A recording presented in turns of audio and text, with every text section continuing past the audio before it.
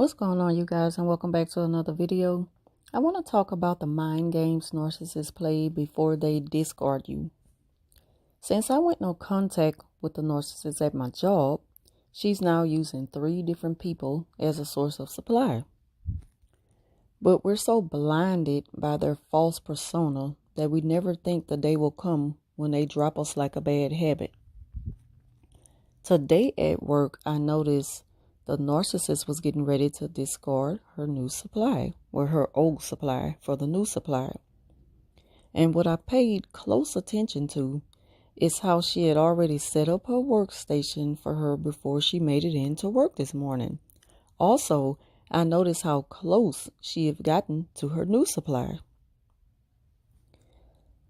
Another thing she does is brings everything that she's going to do for someone to the attention of my boss, so that she can kind of cover herself just in case there's friction between her and any of the the coworkers who she's doing all this stuff for.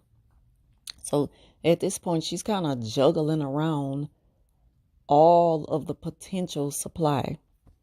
But trust me, she's already kind of picked out that one that gives her what she needs the most. So at this point, she's getting ready to discard the supply. And she had already promised her that she is going to help her with her workload later on in the day, because she we used to the same routines on certain dates. So she know that the lady would have a lot to do by the end of that day. She had promised to give her a hand, and when that time came, she was nowhere to be found. So when the lady brought it to her attention, like, well, what happened to you coming to help me, and blah, blah, blah. She was over there with the new supply. And I mean, she just completely dismissed the fact that she did promise that lady to help her. So not only was this her way of like gaslighting her, like, what are you talking about? Oh no. She even responded so nasty to that lady, like, you have 2 hands. And I'm like, yes, you have 2 hands, dummy. But you did, promise to help her. And now you know where to be found. You're over there with your new friend now. And you helping her with stuff she don't even need help with. These are some low-down people, these narcissists. So the way that she just she used the fact that, she did all these good things for people. She's going to use that as her defense method. So now she's probably like thinking the next move that the old supply is going to make is to mention it, to the boss or something. But she didn't. What I did was went over there and gave her a hand. And I could tell that she was upset that the narcissist just had dropped her. So she went and sat in a corner to herself, and she was crying. So when I went over there, I was like, I already knew. Like, my spirit just told me she was just in a down moment. I already knew what had happened. I already seen it coming. But you can't tell people nothing. They just have to go through it themselves, just like me. Like, at one time, nobody could tell me that I was dealing with a narcissist.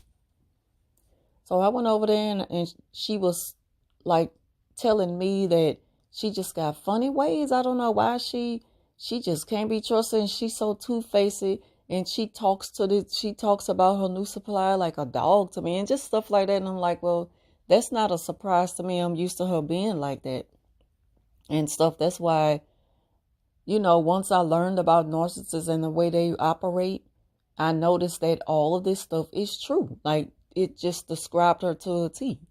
And you can't get it wrong, because everything that describes covert narcissists is her. It's her picture right next to it. And so I was like, well, when you're ready to really talk about what's really going on, I'm here for you. And she was like, well, thank you. So she was like, I'm going to go sit out in the car to make a phone call and stuff like that. And she already says that she suffers from depression and stuff. So just imagine how much worse that this weighs down on a person's spirit when you treat them that way. Like, everybody not built strong to just handle everything that's thrown at them. And sometimes people, even though they are strong-minded, they still may handle situations wrong. They may handle it in a violent manner. It might be a lot of backlash if they see that you're trying to play with their feelings. This is why she covers herself by going to the boss and letting the boss know that she's done all these good deeds for people. Because she know deep down inside, she don't really know the backlash she might receive from playing with these people's emotions. Like lying on a daily basis. I'm going to do this and I'm going to do that. Then the next thing you know, she's nowhere to be found.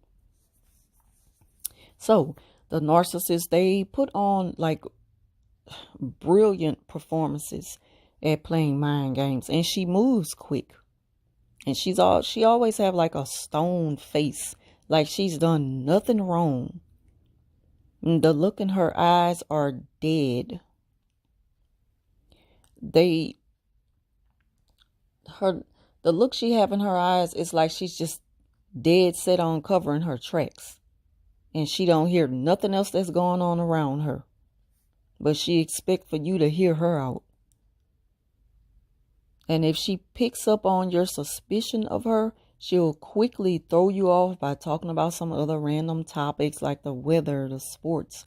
Or she'll say things like, give me an idea of what to cook tonight. And I'm like, she really thinks that she's just so important. She'll even say things like, you forgot to remind me of, such and such. Like if you're her personal assistant. And I don't know. I just pray for the time when these evil creatures are brought to light and exposed for who they really are in this world. Sometimes I even think that God he keeping me in this position at work amongst the narcissists for a reason that's bigger than me. And I'm open to it. I'm all for it. I want God to use me for whatever it is he want to use me for. Like I say, I want everything that God have for me. And I'm ready to go through whatever it is he need me to go through. Because I believe that we're all here for a purpose. It's something that we are here to fulfill in this world during the time we're here on earth. And I mean, I'm just ready for whatever.